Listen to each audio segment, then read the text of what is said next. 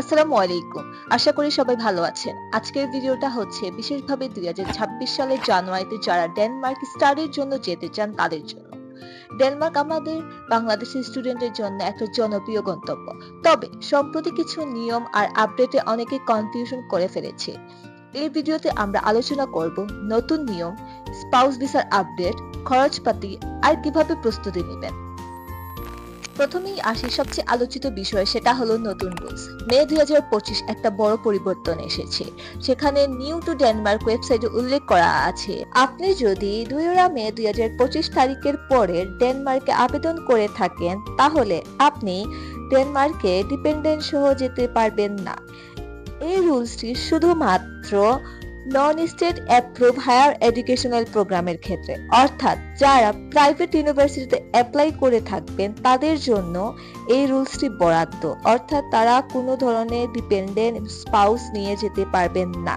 But আপনি যদি কোনো পাবলিক ভার্সিটিতে পড়াশোনা করেন বা পাবলিক ভার্সিটি থেকে অফার লেটার পান, সেক্ষেত্রে আপনি আপনার ফ্যামিলিও সেখানে যেতে পারবেন।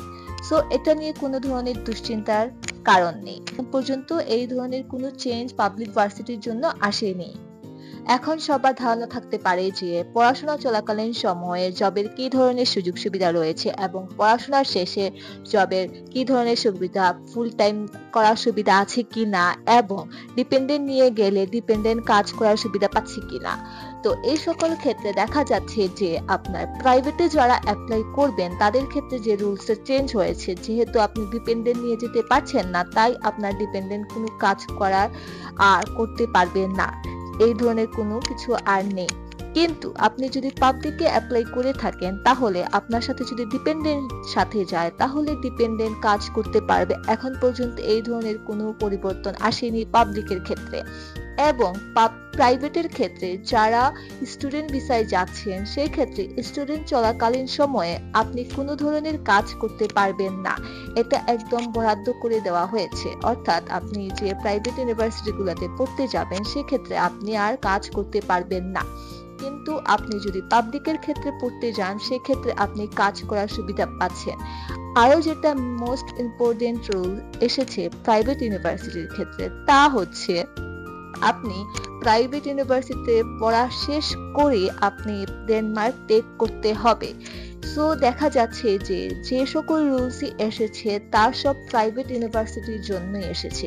পাবলিক ইউনিভার্সিটির জন্য এরকম কোনো রুলস এখন পর্যন্ত আসেনি। তাই আপনি যদি পাবলিক ইউনিভার্সিটিতে অ্যাপ্লাই করে অফার লেটার পেয়ে যান তাহলে আপনার জন্য অনেক সুবিধা এখনো রয়েছে। ডেনমার্কের অ্যাপ্লিকেশন কবে থেকে শুরু হয় এবং কি কি ডকুমেন্টস এর প্রয়োজন হতে পারে, অ্যাপ্লিকেশন ফি ছাড়াও কি কি খরচ হতে পারে, এটা সম্বন্ধে জানবো। ২০২৬ সালের জানুয়ারি ইনটেকের জন্য অ্যাপ্লিকেশনের টাইমলাইন অর্থাৎ পোর্টাল ওপেন হবে জুলাই থেকে এবং তা চলবে সেপ্টেম্বর পর্যন্ত। তবে দেরি না করাই ভালো। প্রথম দিকে অ্যাপ্লাই করলে স্কলারশিপ এবং অফার লেটার পাওয়ার সম্ভাবনা বেশি থাকে। তাই এখন থেকে ডকুমেন্টস রেডি করে ফেলুন। Passport, academic certificate, IELTS, SOP, LOR. এই ডকুমেন্টস ছাড়াও কিছু কিছু ইউনিভার্সিটি আরো ডকুমেন্টস চেয়ে থাকে। সেক্ষেত্রে আপনি ইউনিভার্সিটির ওয়েবসাইটে গিয়ে দেখতে পারেন। যদি আপনাদের ইউনিভার্সিটি রিলেটেড কোনো কোয়েশ্চেন থাকে বা সাবজেক্ট রিলেটেড যদি কোনো কোয়েশ্চেন থাকে তাহলে আমাকে কমেন্ট বক্সে জানাবেন। ডেনমার্কে অ্যাপ্লিকেশনের জন্য যেটি সবচেয়ে গুরুত্বপূর্ণ তা হচ্ছে ল্যাঙ্গুয়েজ প্রফিসিয়েন্সি। সেক্ষেত্রে আইএলটিএস এ 6.5 এবং টোফেলে 83 থেকে 100 অথবা পিটিই তে 58 থেকে 65 গ্রহণযোগ্য। সেক্ষেত্রে আপনার পাবলিক ইউনিভার্সিটিতে শুধু আইএলটিএস এবং টোফেল গ্রহণযোগ্য। যারা ব্যাচেলরের জন্য ডেনমার্কে অ্যাপ্লাই করবেন তাদের ক্ষেত্রে ব্যাচেলরে অ্যাপ্লাইয়ের জন্য পাবলিক ইউনিভার্সিটি 13 বছরের এডুকেশন কমপ্লিট থাকতে হয় অথবা 25 ক্রেডিট এক সেমিস্টারে কমপ্লিট থাকতে হবে। সেক্ষেত্রে আপনার ফার্স্ট সেমিস্টারের ট্রান্সক্রিপ্ট দেখাতে হবে।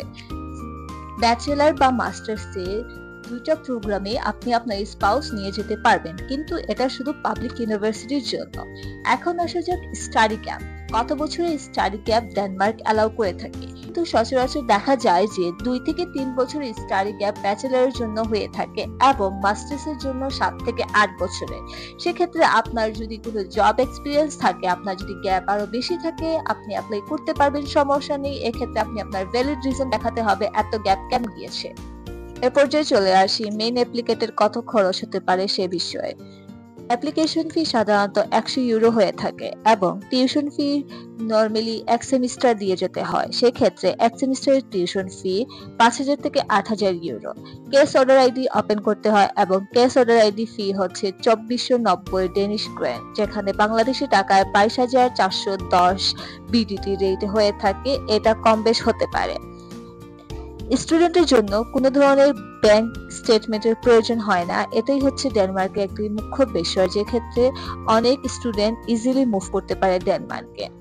এমবিসি ফি সাধারণত 1725 ডেনিশ ক্রোন, যেখানে বাংলাদেশ টাকায় 14134 টাকা হয়ে থাকে। এটা কম বেশ হতে পারে এবং বিএফএস চার্জ হচ্ছে 1576 ইউরো।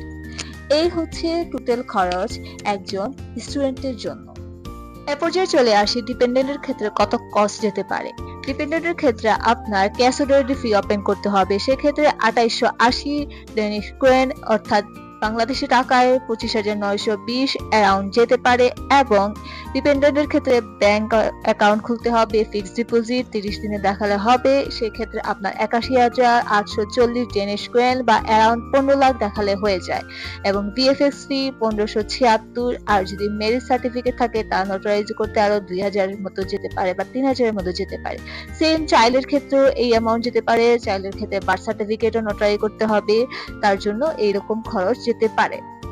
তো আপনি একটা আইডিয়া পেয়ে যাচ্ছেন যে আপনি যদি ডেনমার্কে অ্যাপ্লাই করে থাকেন আপনার কোথায় কত কি খরচ হবে, এবং যদি আপনি ডিপেন্ডেন্ট নিয়ে যান আপনার কত খরচ হতে পারে, এবং ডিপেন্ডেন্ট সব বেবি যদি সাথে নিয়ে যেতে চান তার ক্ষেত্রে আপনার কত খরচ হচ্ছে। তো যদি আপনি 2026 সালে ডেনমার্কের জন্য অ্যাপ্লাই করতে চান, আমি বলবো এখনই সুযোগ আছে, আপনি তাড়াতাড়ি ডকুমেন্টস রেডি করে অ্যাপ্লাই শুরু করে ফেলুন। আর যদি কোনো কিছু নিয়ে আপনার দ্বিধাবোধ থাকে বা জানতে চান আমাকে জানাবেন কমেন্ট বক্সে, আমি তার আনসার দেওয়ার চেষ্টা করব।